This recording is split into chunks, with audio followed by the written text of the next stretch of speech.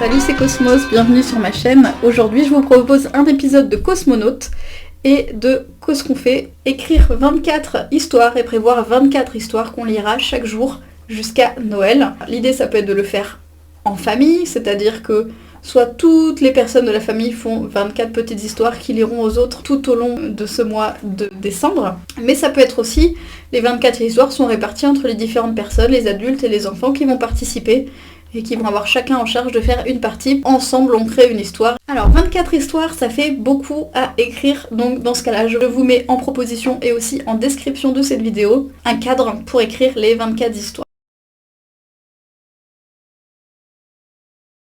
Premier jour, première histoire, l'introduction. Là, on va planter les décors, on voit qui est le personnage principal. Est-ce que ça va être le Père Noël, la Mère Noël, des enfants, des adultes, des reines, des elfes, du Père Noël, des peluches, etc. etc. Deuxième jour, on décrit l'histoire et ce qui doit se passer normalement, le planning. C'est-à-dire que ça commence comme si tout devait se passer comme sur des roulettes. Ça va permettre de voir où les problèmes commencent par la suite. Troisième jour, je vous propose de faire une petite histoire qui permette de visiter un peu plus, d'en apprendre un peu plus sur l'univers de notre histoire. Ça peut être le pôle Nord, l'atelier des elfes du Père Noël, la maison dans laquelle se passe l'histoire, etc., etc. Élément perturbateur, c'est là où tout se passait comme sur des roulettes pour nos personnages principaux, et finalement il va y avoir un problème. Le Père Noël ne pourra pas faire sa mission, le doudou ou la peluche non plus, l'enfant, l'adulte, etc., les reines du Père Noël, les elfes, il y a quelque chose qui va les empêcher de faire ce qui était prévu initialement dans le planning. C'est empêché, pourquoi, comment? Au jour numéro 5, je vous propose de faire plutôt un focus ou d'écrire un peu la confusion. Le personnage principal ne peut pas faire ce qu'il avait prévu de faire, c'est un peu la catastrophe, comment il va s'en sortir, à quoi il réfléchit, un peu cet épisode de confusion. Pour le 6e jour, je vous propose une première rencontre. Le personnage principal rencontre un autre personnage qui va devenir un peu son acolyte pour tout le reste de l'histoire. Est-ce que c'est un nouveau personnage qu'on n'a pas rencontré jusque-là? Est-ce qu'il ne s'était pas rendu compte depuis le jour 4 qu'il n'était pas tout seul et il vient juste en fait de se rendre compte qu'il y avait quelqu'un d'autre avec lui, etc., etc. Je vous propose de faire prendre à nos personnages principaux, l'acolyte et le personnage principal vraiment, leur première décision. Ils vont monter un plan et ils vont faire une première action, préparer une première action pour essayer de s'en sortir et pour essayer de résoudre la situation. Le 8e jour, je vous propose de commencer le premier arc narratif, c'est-à-dire un premier événement qui va se dérouler sur plusieurs jours. Les personnages se rapprochent de ce qu'ils avaient prévu dans leur première décision et de l'endroit du plan qu'ils avaient prévu. Mais à ce moment-là, ils aperçoivent leur premier obstacle qui ne va pas leur permettre d'y arriver. Le jour 9, ce sera dédié à l'obstacle 1. Les personnages se rapprochent de l'obstacle, arrivent à passer cet obstacle-là. Le jour 10, ça va être le jour de l'antagoniste. Maintenant qu'ils ont passé le premier obstacle, ils vont rencontrer le grand méchant. Voilà, un personnage qui souhaite vraiment les empêcher de réussir. Et pour l'instant, sur le jour 10, cet antagoniste va réussir. Le jour 11, on bat l'antagoniste. Voilà, les personnages trouvent une solution pour le battre, ils s'en sortent et ils poursuivent leur plan. Au jour 12, les personnages sur leur route rencontrent un personnage clé qui va pouvoir les aider vraiment à avoir l'objet, la mission, à aller à l'endroit qu'ils veulent, etc.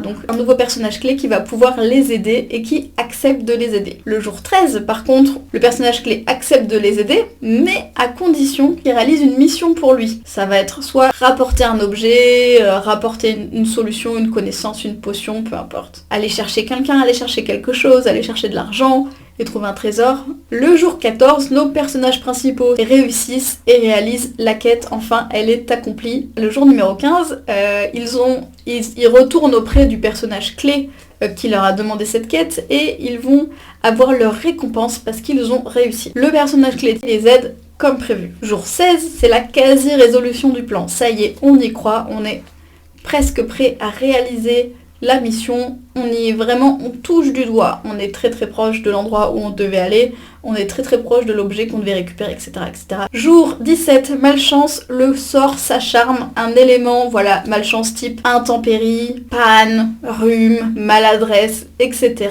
empêche le plan au dernier moment, mais bon, on n'est pas encore le 24, il va falloir encore patienter quelques jours. Le 18, au fond du seau, nos personnages font heureusement face à un événement inespéré qui les sort de cette nouvelle situation, si possible en lien avec l'élément de malchance du jour précédent. Par exemple, ils entrevoient des bouts de solution parce qu'il y a eu une inondation, mais le niveau de l'eau monte, donc ça va les aider. Il y a une tempête, mais ils se sont envolés et se rapprochent de l'endroit qu'ils voulaient. Le jour 19, c'est une journée de cheminement, où voilà, ils se rapprochent, on fait du chemin, et ils arrivent au jour numéro 20 devant un gardien ou une gardienne. S'ils veulent aller à un endroit, il est gardé par la gardienne. S'ils veulent un objet, il est gardé aussi. L'accès est gardé par ce personnage, etc.